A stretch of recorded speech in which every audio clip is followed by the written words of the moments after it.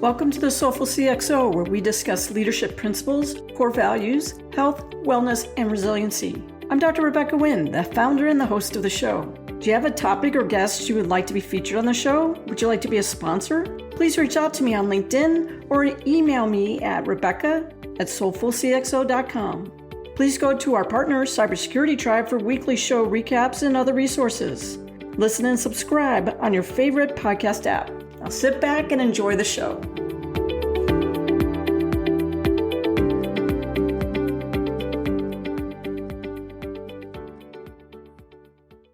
Welcome to the Soulful CXO. I'm your host, Dr. Rebecca Wynn. To all my United States of America listeners, happy 4th of July, which is our Independence Day. Today we'll be discussing the thrilling story of a secret woman spy. According to popular lore, a woman spy known only as Agent 355 helped George Washington win the American Revolution, serving as key Manhattan Long Island Intelligence Network member, later dubbed the Culper Spy Ring. There's just one problem with this story. There's no proof of 355's adventures in espionage. It doesn't exist. The only reference to 355 appears in an August 15th, 1779 letter, where it reads, quote, I intend to visit 727. 727 is Culper code for New York. Before long, and think about the assistance of a 355. 355 is Culper code for lady. Of my acquaintance shall be able to outwit them all, end quote. So I'll read that again. I intend to visit 727 before long and think of the assistance of 355. Of my acquaintance shall be able to outwit them all.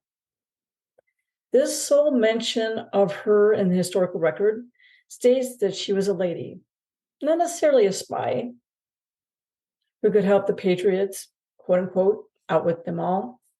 Unfortunately, this lack of evidence hasn't stopped authors, television, movie producers from inventing tales of her exploits, including the 2022 Jessica Chastain movie 355. Let's dive in further. During the Battle of Long Island in August 1776, Washington, then Commander-in-Chief of the Continental Army, was repeatedly surprised by the British. He only escaped the destruction of his army thanks to fog, adverse winds that blocked the British fleet from cutting him off, and the caution of British Commander William Howe. Fresh off his near defeat, the future president realized that his underdog army needed an intelligence operation to have any chance of successfully fighting one of the most extensive military powers in the world. After several failed attempts, most notably the fatal effort by American spy Nathan Hale, Washington and his director of military intelligence, a 24-year-old Major Benjamin Tallmadge, were finally victorious in the fall of 1778 with the formation of the Culper Spy Ring. What was the Culper Spy Ring? It was the most successful and enduring espionage network of the war. How did it work? Well, Tallmadge recruited farmer Abraham Woodhull, his neighbor in Long Island, hamlet of Setauket, as the chief spy tasked with gathering intelligence in Manhattan. This worked out pretty well because Woodhull often traveled to the city to sell produce. Meanwhile, Setauket whaleboat captain Caleb Brewster carried messages across Long Island Sound between Setauket and Connecticut. From there, Tallmadge will convey them to Washington's headquarters north of the city of New Jersey. Later, when Woodhull became fearful of capture due to his frequent trips to town, he asked Townsend, who was a purchasing agent for a family mercantile business, to take over spying in Manhattan for him. In the centuries since the American Revolution, authors have identified more than a dozen ongoing members of the spy ring. No evidence, though, suggests that any of the individuals were women, though women would have certainly helped the spies out.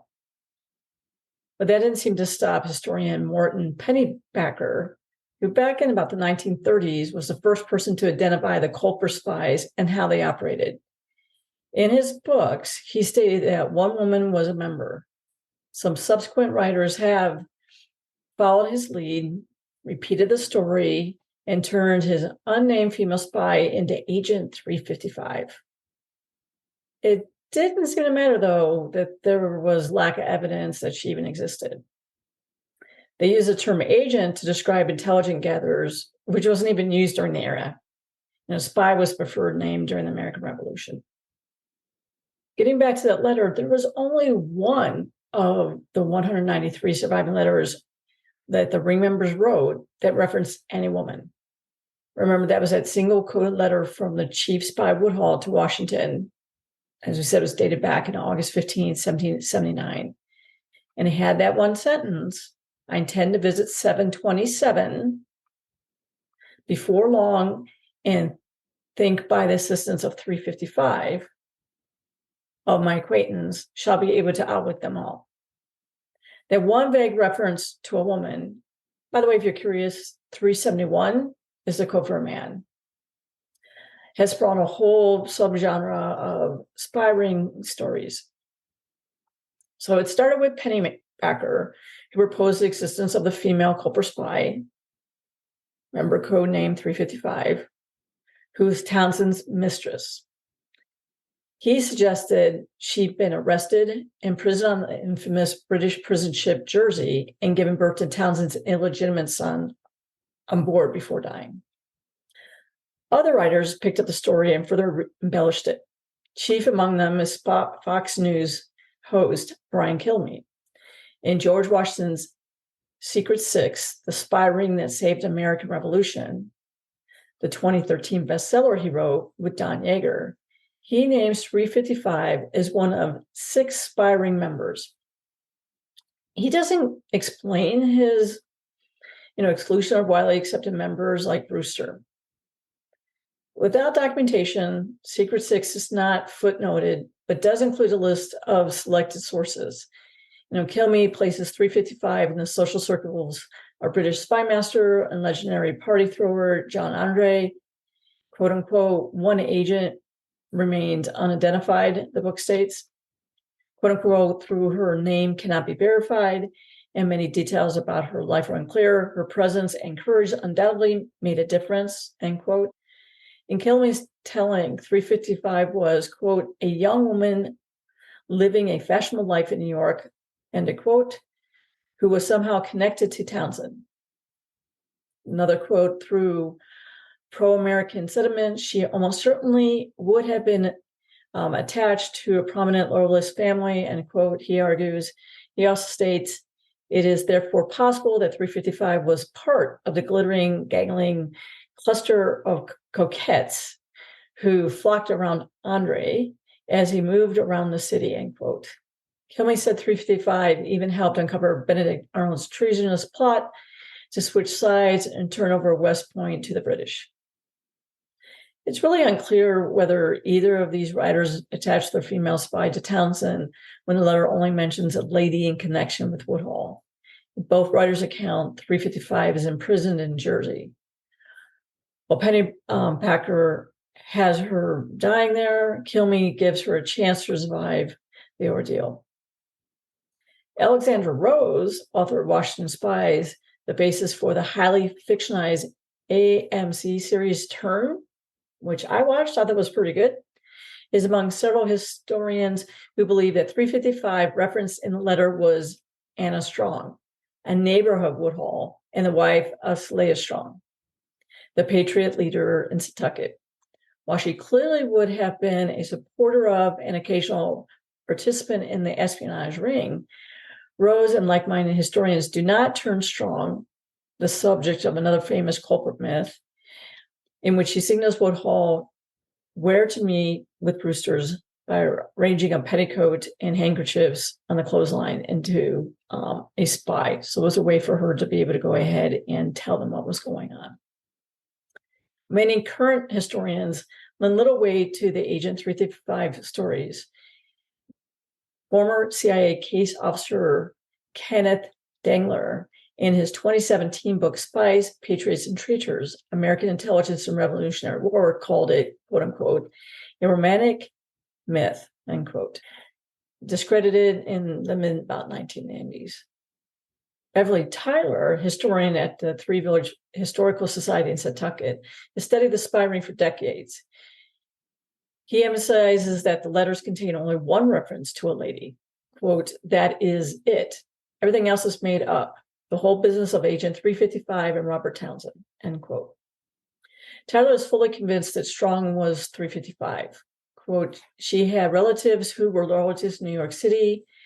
She portrayed herself as a loyalist, end quote. He explains, quote, during the war, as far as we can tell, she occasionally accompanied Woodhull into New York City. Anna Strong was 355. She was an agent 355. Members of the spy ring, quote, didn't refer to each other as agents, end quote.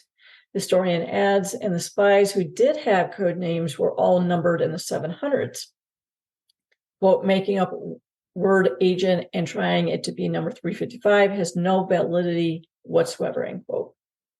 Now, Claire Bellegal detailed her findings in the 2021 book she co-authored, Espionage and Enslavement in the Revolution, The True Story of Robert Townsend and Elizabeth, suggested that Liz, that's who is Elizabeth, may have been a mole in the British officer's household. Quote, being enslaved gave Liz a real way to outwit the British, end quote. Quote, she would move about unnoticed and pass intelligence to Townsend, end quote. That's why Liz would want to help someone from the family that had enslaved her. Bellegal says that she and Townsend had a connection. When Liz was sold to a brutal owner in Charleston, Townsend arranged to purchase her and return her to his family on Long Island, where she eventually was freed.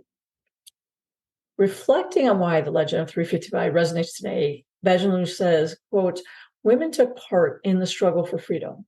In the past, too many times, authors created romantic legends to represent women contributions, end quote. You may want to look up the 501(c) nonprofit organization called Remember Liz, with the mission to educate the community about the extraordinary life and times of enslaved Black women from New York named Elizabeth or Liz. Bellegal is the co-founder. Historians may never be able to determine the name of the lady mentioned or how much assistance she provided, but the possibility that she existed is inspiring. However, Woman Agent 355 legend also represents a cautionary tale on how speculation and myth can distort history, which can only be nearly impossible to correct. We don't need to make up and embellish stories about women or anyone. Now let's research, find the stories that have yet to be told and are inspiring. I hope you enjoyed this episode of Soulful CXO. It's based primarily on Bill Bleyer's writings for the Smithsonian Magazine. He is a retired prize-winning staff writer for Newsday and the author of 5 books on Long Island history, including George Washington's Long Island Spy Ring.